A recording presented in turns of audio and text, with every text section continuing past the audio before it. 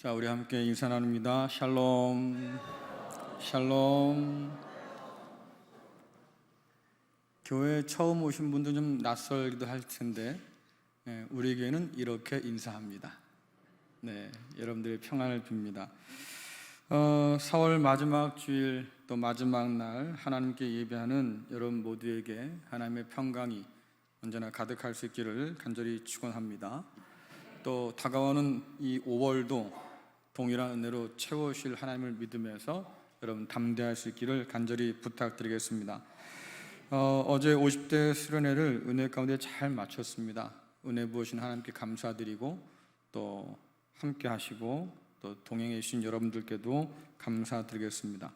50대 수련회가 끝났으니까 이제 누가 갈 차례죠? 논의 좀 해보고요. 그래서 60대 수련회를 좀 당겨볼까 이런 생각도 해보고 있어요. 그래서 60대가 되시면 그래도 1박 2일은 갈 수 있겠죠? 나머지 1박 2일은 혼자 하시는 걸로. 자, 그건 저희들이 한번 논의해 볼 테니까 기대해 보시고요. 자, 2023년 4월을 마지막을 보내는 주일입니다. 이 4월을 바라보는 사람들의 시선이 좀 다를 수 있을 것 같아요. 시인 T.S. 엘리엇이라는 사람이 황무지라는 연작시에서 여러분이 잘 아는 4월에 관한 표현을 만들어냈어요. 4월은 가장 어떤 달? 잔인한 달이다. 왜 그렇게 썼는지 모르겠지만 아직도 그의 시를 연구하는 사람들은 이 사람이 왜 이렇게 표현했을까를 두고 설왕설래하는 경우가 있습니다. 4월은 가장 잔인한 달이다. 우리나라 시인 박목월 씨는 4월의 노래에서 이렇게 했습니다. 돌아온 4월은 생명의 등불을 밝혀든다. 자, 같은 4월을 바라보며 노래를 부르는데 한 사람은 너무 잔인한 달이다 라고 노래를 하고 어떤 사람은 생명의 등불을 밝혀드는 계절이다 이렇게 얘기를 해요. 여러분의 4월은 어느 쪽입니까? 잔인한가요? 아니면 생명으로 충만한가요? 어때요? 정말이요? 생각해보면 우리나라의 4월은 잔인한 쪽이 더 가까운 것 같아요. 젊은 학생들이 많이 죽고 다쳤던 4.19 혁명도 있었고요. 수만 명이 이유도 없이 희생당했던 제주 4.3 항쟁도 있습니다. 그리고 아직도 좀 생각하면 먹먹한 세월호 참사도 4월에 일어났어요. 그 죽음을 다 기억하기 어려울 만큼 우리는 4월에 죽음의 그림자로 가득 찬 날들을 보내죠. 생각해보면 4월만 그랬겠습니까? 나쁜 날이, 나쁜 일들이 4월 달만 몰아서 일어나는 건 아닐 테니까 역사의 페이지를 다 들춰보면 아마도 모든 날들이 슬픔이 배어 있을 것 같아요. 4월을 잔인하다고 말하는 것은 과거의 이런 죽음들 때문만은 아닐 것 같습니다.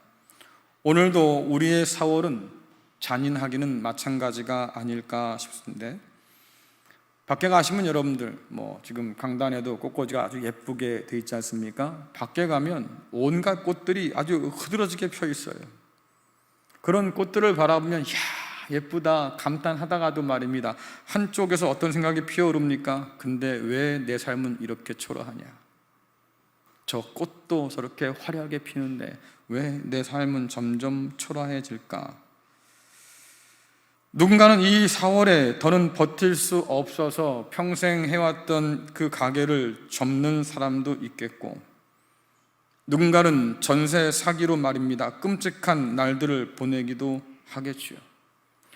생명이 약동하는 계절이라고 하는데 우리의 생명은 그 가운데서 점점 더 시들해지고 있는 것은 아닐까. 오늘도 우리는 죽음 같은 절망의 때를 살고 있습니다. 살고 싶어서 살아야 하니까 비타민을 혹은 이런저런 약을 배부르게 한 움큼 털어 넣어봐도 버티기 어렵고 버거운 것은 마찬가지인 것 같아요. 4월을 가장 잔인한 달이라고 노래했던 그 시인은 그 뒤에 이렇게 이어쓰고 있습니다. 살아있던 그는 지금 죽었고 살아있던 우리는 지금 죽어간다. 우리와 함께했던 그 누군가는 이미 죽었고 그와 함께했던 나도 지금 죽어가고 있다, 이렇게 표현했습니다. 도대체 그의 인생 가운데 어떤 일을 경험했길래 이렇게 끔찍한 그런 경험들을 써놨을까 싶은데, 생각해 보면 우리도 별반 다르지 않는 것 같아.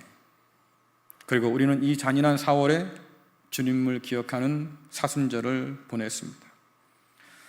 설교를 준비하면서 스스로 묻게 되는 질문이 하나 있었어요. 과연 우리의 믿음은 이 잔인한 4월에 무슨 의미가 있을까?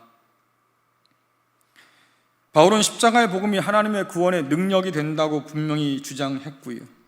그래서 나는 그 십자가 복음 외에 다른 것은 알고 싶지 않다고 그렇게 열정적으로 주장했는데, 과연 그의 주장대로 복음의 능력이 오늘 우리의 삶에 영향을 미치고 있을까?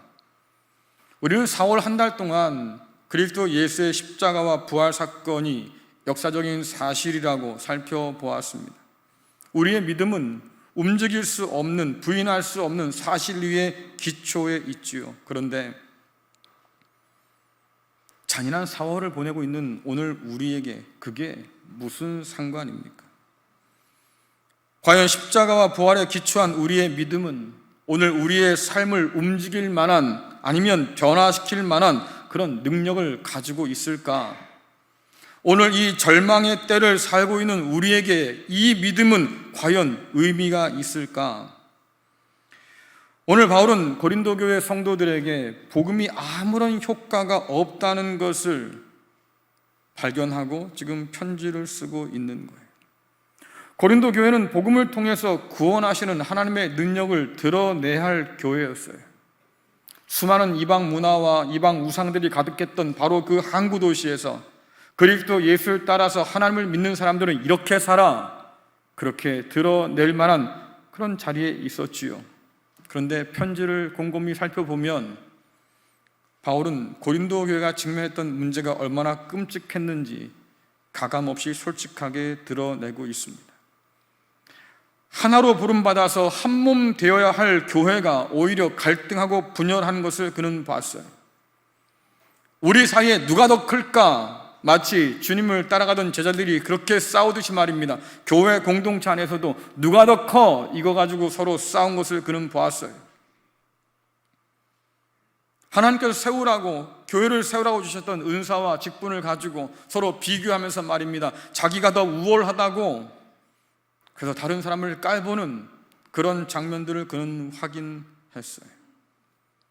이방인도 저지르지 않을 말입니다. 끔찍한 죄를 짓고도 태연하게 와서 예배드리는 사람들을 그는 봤어요.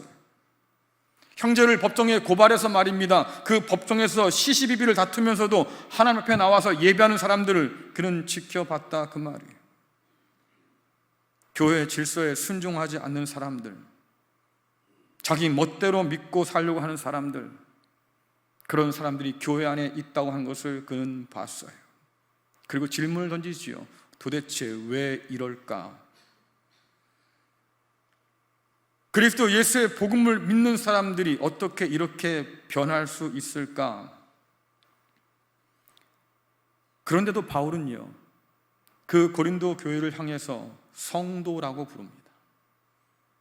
그 이름이 걸맞지도 않고 어울리지도 않는데 바울은 그 이름을 끝내 떼질 못해요. 왜? 그들이 잘나서 하나님이 붙여진 이름이 아니었거든요. 그들이 죄인이었을 때에, 하나님 거룩하지 않았을 때에 그런 그들을 하나님이 부르셔서 성도라 이름을 친히 붙여줬으니 바울이 뗄 재간이 없던 거지요. 오늘 말씀은 이런 교회를 어떻게 다시 세울 수 있을까? 사사시대처럼 말입니다. 사람들이 자기 소견에 옳은 대로 말입니다. 그렇게 멋대로 신앙생활하는 그 교회를 어떻게 다시 세울 수 있을까? 어떻게 성도라고 하는 그 이름에 걸맞게 말입니다. 살도록 도울 수 있을까? 그래서 고린도에 편지를 쓴 것이고, 오늘 우리가 읽은 이 말씀을 통해서 그들에게 지금 진단과 처방을 주고 있는 거예요. 먼저 고린도전서 15장 1절부터 2절 말씀 같이 읽겠습니다. 시작. 성도 여러분, 내가 여러분에게 전파한 복음에 대해 여러분에게 알려드리려고 합니다. 여러분이 받아 그 안에 굳게 선 복음 말입니다. 내가 여러분에게 전파한 말씀을 굳게 붙들고 헛되이 믿지 않으면 여러분은 이 복음으로 구원을 얻습니다. 아멘. 오늘 바울이 뭐라고 진단합니까? 고린도 교회 여러분들이 복음을 잊어버렸군요. 그러니 여러분들은 다시 복음을 들어야 하겠습니다. 그래서 편지를 썼다 그랬어요. 내가 여러분에게 다시 알려주려고 해요 라고 하는 말은 이미 기억에서 사라진 것을 다시 기억하게 할 겁니다 라는 뜻이 담겨 있어요. 바울은 분명히 알고 있지요. 고린도 교회가 복음을 받아본 적이 없거나 배운 적이 없어서 그들이 복음을 배워야 돼, 혹은 그들에게 복음을 전해줘야 돼, 이게 아니고요. 이미 바울은 그들에게 말씀 받은 그대로 전달했고, 그들은 바울로부터 그 복음을 듣고 믿고 교회 공동체로 모였어요. 바울이 교회를 개척할 때만 해도 그들은 복음 위에 굳게 서 있었습니다. 그러니까 자기들이 믿던 그 모든 우상들을 버리고 하나님께로 나아왔겠지요. 자기들이 따르던 그 귀신을 섬기던 그 모든 문화들과 결별을 선언하고 말입니다. 내가 그리스도의 사람입니다. 그래서 그렇게 교회로 모여들었겠지요. 세상 가운데 곱지 않은 시선을 받으면서도, 핍박을 당하면서도, 조롱을 당하면서도 기꺼이 그 복음을 믿기에 하나님의 사람으로 살기 위해서 그들이 몸부림쳤겠지요. 그런데 바울이 떠난 이후의 상황이 달라졌어요. 그들은 바울이 전한 복음을 잊기 시작합니다. 바울이 분명히 말하잖아요. 굳게 붙들면 구원을 얻을 거야. 그러나 그렇지 못하면 헛되이 믿는 거야 얘기하는데, 바울이 지적한 대로 그들은 복음을 헛되이 믿고 있었습니다. 결과가 뭡니까? 그들 삶 가운데 아무런 복음의 능력이 드러나지 않아요. 고린도 교회는 스스로 지금 무너지고 있는 중이에요. 성도라고 부르는 것 외에는 세상 것과 비교해서 별반 다를 것이 없어서 교회 안에서도 그들은 성공을 추구하고 누가 더 크냐를 따지고 서로 경쟁하고 한몸됨을 스스로 무너뜨리는 끔찍한 일을 저지르고 살았다 하는 얘기지요. 그래서 고린도 교회에게 지금 편지를 쓴 것이고, 그들이 알아야 할 복음이 무엇인지를 다시 한번 기억나게 하는 거예요. 여러분들 고린도전서 15장 3절부터 6절 말씀 같이 읽겠습니다. 시작. 내가 받은 가장 중요한 것을 여러분에게 전해 주었습니다. 그리스도께서 성경에 기록된 대로 우리 죄를 위해 죽으신 것과 장사 지낸 바 되었다가 성경에 기록된 대로 3일 만에 다시 살아나셨다는 것과, 그리고는 베드로에게 나타나시고 그 후에 12 제자에게 나타나시고 그 후에 한 번에 500명이 넘는 사람들에게도 나타나셨다는 사실입니다. 그 사람들 중에는 이미 죽은 사람들도 있지만 대부분은 아직도 살아 있습니다. 아멘. 오늘 바울이 이 복음을 다시 전하는 이유가 뭡니까? 그 복음의 능력이 변함없다고 믿기 때문이에요. 지금 고린도 교회가 그 모양 그 꼴로 남아있는 까닭은 복음의 능력에 문제가 있는 것이 아니다 그 말이에요. 그렇기 때문에 그 교회를 다시 세울 수 있는 능력은 이 복음밖에 없다고 믿어서 지금 바울이 쓰고 있는 거지요. 그가 뭐라고 말합니까? 내가 받은 가장 중요한 것을 여러분에게 전해 주었습니다. 그리고 그 핵심을 두 가지로 말해요. 그것이 바로 십자가와 부활의 사건이에요. 오늘 이 복음은 우리를 위해서 하나님께서 행하신 일이라고 분명히 기록하고 있고, 심지어 그것이 아주 오래전부터 성경에 기록되어 있어서 성경의 언약대로 이루어진 것임을 우리에게 보여주고 있고, 그리고 지금도 수많은 증인이 증언하는 사실이라고 가르쳐주고 있는 거죠. 바울은 이 기쁜 소식을 복음이라는 이름을 붙여서 전달했어요. 여러분, 복음이라고 하는 단어는 원래 로마 황제가 전쟁에서 이겼을 때 그 승전보를 전해주지 않겠습니까? 백성들이 그 승전보를 듣고 기뻐하는 거예요. 황제가 이겼단다. 황제가 이긴 게 뭐 대단하다고요. 근데 황제가 이기면 들어오는 게 많아요. 그렇죠? 수많은 전쟁 물자들을 다 약탈해서 올 거고 노예도 잡아올 거고, 그러니까 로마는 점점 더 부강해지겠지요. 그러니까 황제가 승리하면 우리가 잘 살게 되었구나, 그래서 기뻐하는 거예요. 그래서 복된 소식 복음이죠. 뿐만 아니라 제국의 그 백성들에게 황제가 어떤 특혜를 베풀어 주었을 때, 황제가 우리를 위해서 이렇게 놀라운 특혜를 베풀어 준다고 그것이 기쁜 소식이라고 불렸습니다. 사도들은 이 단어를 가져다가 왕 되신 하나님께서 우리를 위해서 베푸신 그 은혜에 이 단어를 붙여 놓았어요. 그래서 하나님께서 저와 여러분을 위해서 행하신 구원의 그 놀라운 사건을 오늘 복음이란 말에 담아 둔 거예요. 심지어 성경은 뭐라고 말합니까? 큰 기쁨의 좋은 소식, 이렇게 표현도 하지요. 그렇다고 하면 하나님께서 우리를 위해서 행하신 그 놀라운 기쁨의 좋은 소식이 무엇일까? 그리스도 예수의 십자가로 말미암아서 우리의 죄와 죽음과 사단의 모든 권세를 다 멸하시고 우리를 승리하게 하셨다. 이것이 그 기쁜 큰 좋은 소식이에요. 하나님께서 십자가를 통해서 이루신 결과가 무엇이냐? 죄와 사단과 사망의 권세에서, 그래서 저와 여러분들을 해방시키셨고 우리는 용서받은 사람이 되어서 하나님의 자녀로 불리게 되었고 그리스도 예수의 생명을 함께 나누는 그런 사람이 되었다고 복음은 우리에게 가르쳐 줍니다. 왜 우리가 이 이야기에 귀를 기울여야 됩니까? 여러분께서 오늘 이 자리에 나온 이유가 뭔지를 알아야 되기 때문에, 그리고 여러분들이 누구로 이 자리에 왔는지를 알아야 하는 거지요. 저와 여러분은 점집에 온 게 아니에요. 무당집을 찾아온 게 아니라고요. 뭔가 좀 잘 돼야 되겠는데 뭐가 좀 막힌 것 같아서 그래서 나온 게 아니에요. 이미 우리를 구원하신 하나님의 그 놀라운 사랑과 은혜에 감사하는 마음을 가지고 이 자리에 나왔잖아요.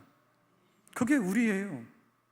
하나님의 큰 은혜를 받은 우리가 그 하나님의 은혜를 감사하기 위해서 이 자리에 나와 있는 거지요. 우리는 하나님의 자녀로, 그리고 하나님의 거룩한 백성으로 이 자리에 앉아 있는 거예요. 문제는 이걸 어떻게 믿을 수 있냐 그 말이잖아요. 그걸 어떻게 믿겠어요? 우리의 죄가 용서받았다고, 우리가 죽음과 사망의 권세에서 건짐을 받았다고, 우리가 어둠 가운데서 빛의 나라로 들어가게 되었다고, 우리의 신분이 바뀌어서 말입니다, 하나님의 진노의 자녀가 아니라 사랑받는 자녀가 되었다고, 이것을 우리가 어떻게 믿겠냐고요. 여러분, 증거 있어요? 증거 있냐고요. 고린도전서 15장 16절부터 19절 같이 한번 읽어보겠습니다. 시작. 참으로 죽은 자들이 다시 살아나는 일이 없다면 그리스도께서도 다시 살아나지 못했을 것입니다. 그리고 그리스도께서 살아나지 않으셨다면 믿음은 공허한 것이 될 뿐더러 여러분은 여전히 죄 가운데 있을 것입니다. 그렇게 되면 그리스도를 믿다가 죽은 사람들도 멸망했을 것입니다. 우리가 그리스도 안에서 소망하는 것이 이 세상 삶에 그친다면 우리는 이 세상 어느 누구보다도 불쌍한 사람들일 것입니다. 아멘. 오늘 바울이 뭐라 합니까? 부활을 믿지 못하는 사람들이 고린도 교회 안에 있었어요.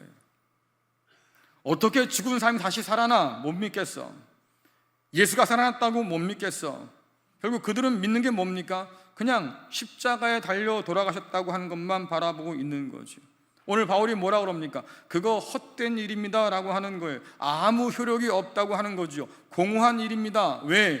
부활을 믿지 못하다고 하면 십자가가 말해주는 그 모든 것들이 무슨 의미가 있느냐 그 말이에요. 주님께서 부활하지 않았다고 하면 여러분들, 우리는 죄에서 아직 해방된 것이 아니고요, 용서받은 것이 아니에요. 여전히 죄 가운데 놓여 있는 것이고 그 죄로 인해서 하나님의 원수요 진노의 자녀로 지금 살고 있는 거죠. 착각하지 말라 그 말이에요. 그리스도 예수께서 부활하지 않았다고 하면 십자가가 말하는 그 모든 것들이 다 거짓말이다 라고 얘기하는 거예요. 죄와 사망에서 자유케 되었다고 성경은 주장하지만, 그러나 주님께서 죽음을 이기지 못하셨고 그냥 무덤 가운데 남아 계셨다고 하면 우리가 어떻게 부활을 꿈꿀 수 있겠습니까? 우리가 어떻게 부활을 소망할 수 있겠어요? 그 모든 소망도 다 거짓되다, 그 말이에요. 성경이 가장 강력하게 주장하는 모든 것들이 부활이 없다고 하면 다 뒤틀린다, 그 말이에요. 여러분들, 터가 무너지면 집도 무너지겠지요. 그렇잖아요. 터가 무너진데 집이 멀쩡하다? 그건 이상한 일이에요. 그럴 수가 없는 일인 거잖아요. 우리가 단단하게 서 있던 그 믿음의 토대가 다 무너졌는데 말입니다, 우리의 신앙은, 우리의 교회는, 우리의 신분은 여전히 온전하다? 꿈도 꾸지 마세요. 다 의미가 없다고 바울이 말하잖아요. 그뿐이 아니에요. 부활이 없다고 하면 우리가 장래에 뭔가 소망을 품을 수 있는 것이 아무것도 없다고 말합니다. 부활이 없다고 하면 믿음 가운데 그날을 바라보면서 말입니다, 숨을 거둔 그 많은 성도들의 그 기대도, 그 미래도 다 헛되고 만다. 기대할 수 있는 것이 고작 뭡니까? 이 세상뿐이겠다. 많은 사람이 그러지요. 죽으면 끝이야. 아마 여러분 중에도 그런 사람 있을 겁니다. 난 부활 안 믿어. 그냥 열심히 사는 게 제일이지. 죽고 나면 알게 뭐야? 죽으면 끝인 거지. 이런 사람들이 여기에 앉아있는 게 이상한 거예요. 그런 사람은 저 밖에 있어야 될 사람인데, 교회에 앉아서 하나님을 예배한다고 하는데 부활하신 주님께서 부활하신 그날에 이 자리에 앉아가지고 말입니다, 부활하신 주님께 찬양한다고 하는데, 그럼 그 찬양은 도대체 무슨 의미가 있겠어요? 부활을 못 믿는다고 하면.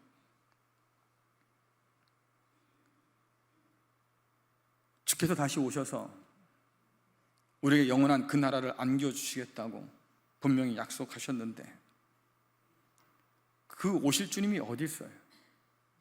주님께서 부활하지 않았다면, 주님께서 부활하셔서 승천하셨으니까 내가 올 거야 말씀하시는데, 만일 부활이 없다고 하면, 믿지 못하겠다고 하면 결국 주께서 남겨두신 이 놀라운 약속도 우리는 기대할 수 없는 거죠. 그래서 바울이 말하는 거예요. 가장 소중한 것을 받았음에도 불구하고 그것이 뭔지도 모르는 참 불쌍한 사람으로 살고 있구나.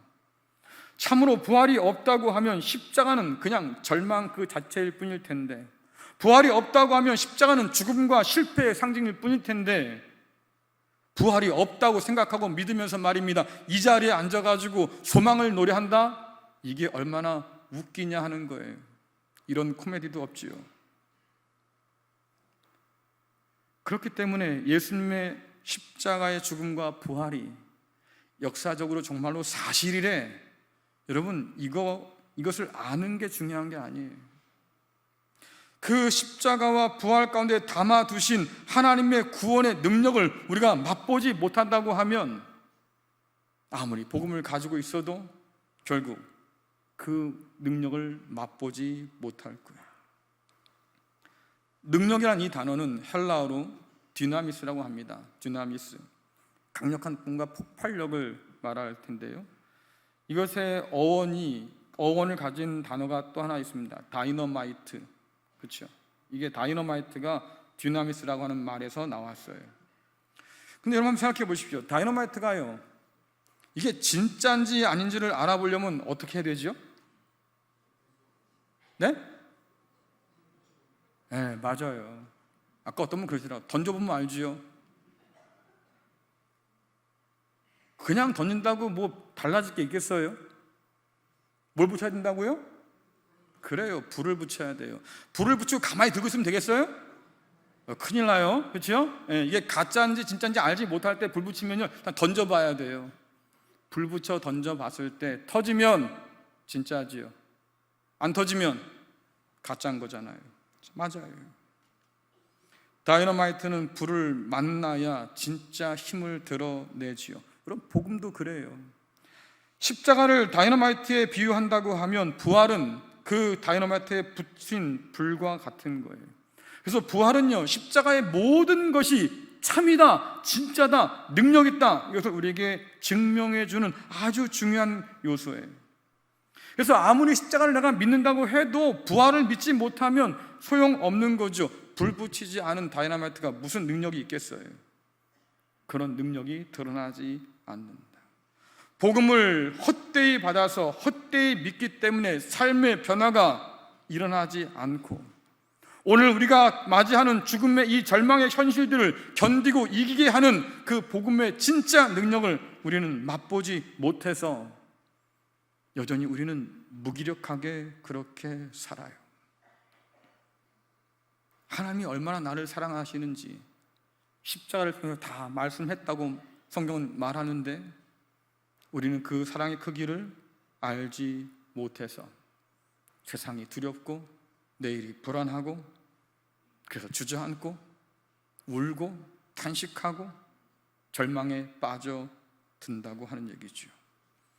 가장 큰 복을 받았는데 여전히 불쌍한 사람으로 살아요. 여러분들, 우리나라 속담에 부뚜막에 소금이 있는데 이거 어떻게 짜요? 어떻게 한다고요? 자린고비는 좀 달라요. 자린고비는 얘는 이것만 봐도 어우 짜다 벌써 이럴 거야. 그렇죠? 근데 정상적인 사람은요, 그 소금을 집어넣어서 간을 맞추고 맛을 내야만 그 소금이 의미가 있는 거잖아요. 그렇잖아요. 여러분 집에 금두껍이 10개 있으면 뭐 합니까? 그렇잖아요. 내 지갑에 1,000원 한 장이 없는데 의미 없다 그 말이죠. 마찬가지, 다이너마이트에 불이 붙어야 그 폭발력이 드러나는 것처럼 십자가의 복음은 반드시 부활의 복음과 함께 있어야 그 능력이 드러나요. 동전의 앞면과 뒷면이 함께 있어야 그 가치를 인정받는 것처럼 십자가의 복음도 마찬가지다. 부활의 복음이 함께 해야 된다고 말하고 있는 거죠. 한번 여러분 여쭤볼게요. 십자가와 부활의 이 온전한 복음에 여러분 붙들려 삽니까? 정말이에요? 제가 물을 때 답할 땐 조심하셔야 돼요. 긴장하셔야 된다고. 그냥 무작정 아멘 하면 안 된다고요. 예전에 한 번요, 어떤 분이 그랬대요. 하도 졸아서 여러분 가운데 천국 가고 싶은 사람 일어나세요. 그랬더니만 몇몇 사람이 이렇게 일어났대. 앉으세요. 그러니까 옆에 사람이 막 일어나서 앉다 보니까 졸던 사람이 긴장하는 거예요. 여러분 가운데 지옥 가고 싶으면 일어나세요. 다 일어났대. 그러니까 아무 때나 아멘 하면 안 된다고.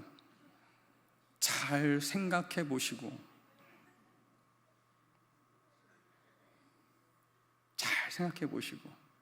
자, 십자가와 부활의 온전한 복음에 여러분 붙들려 살고 있습니까?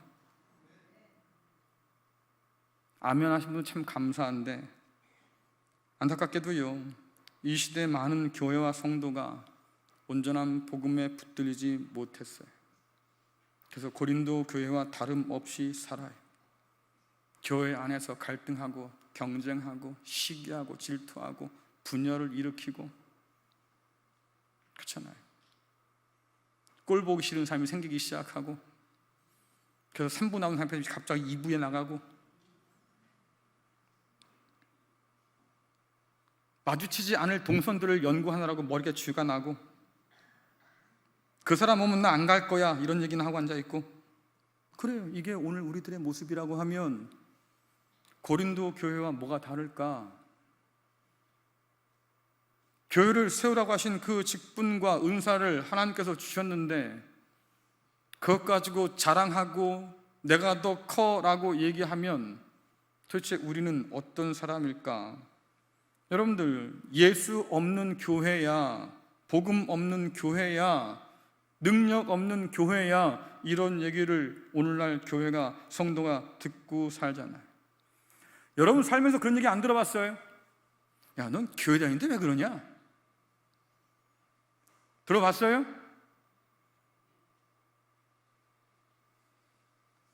대답하기가 좀 그렇겠지.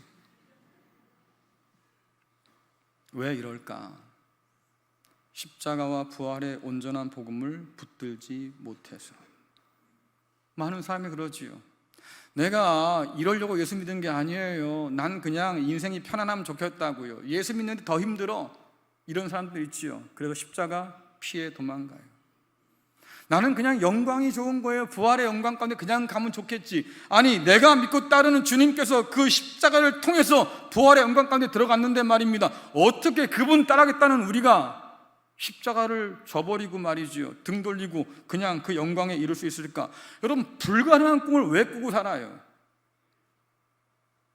근데도 우리는 그러고 살아요.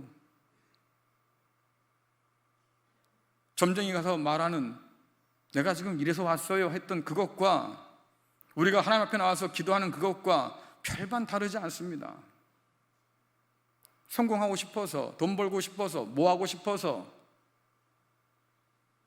그렇지요? 뭐가 달라요? 다를 거 없다. 왜? 우리가 그 복음을 온전히 붙들리지 못한 거예요. 요즘 유명한 카페에 가보세요. 제법 잘한다는 카페 가보시면요, 커피 종류가 일단 많습니다. 그렇죠? 일단 종류가 많아요. 그리고 내가 선택하고 고를 수 있는 것들이 굉장히 많아져요. 저는요 원샷 반만 주세요. 우유는요 지방 빼고요, 무지방으로 주시면 좋겠고요. 시럽은 한 스푼만, 뭐 이렇게. 여러분, 입맛에 맞게 제조해 먹을 수 있는 데가 요즘 있다 그 말이죠. 내 취향에 맞게 말입니다. 주문하면 그대로 맞춰준 데가 있어요. 고객의 입맛과 취향 따라서 주문하면 고객의 감동과 만족을 위한 사람들이 그렇게 헌신해서 준비해 준다 그 말이죠. 그런데 중요한 것은 하나님 말씀에 대한 오늘 이 시대의 태도도 별반 다르지 않는다. 하나님의 말씀이 골라 먹는 아이스크림도 아닌데 입맛 주고 입맛 주고 입맛 주고 입맛 주고 4개예요.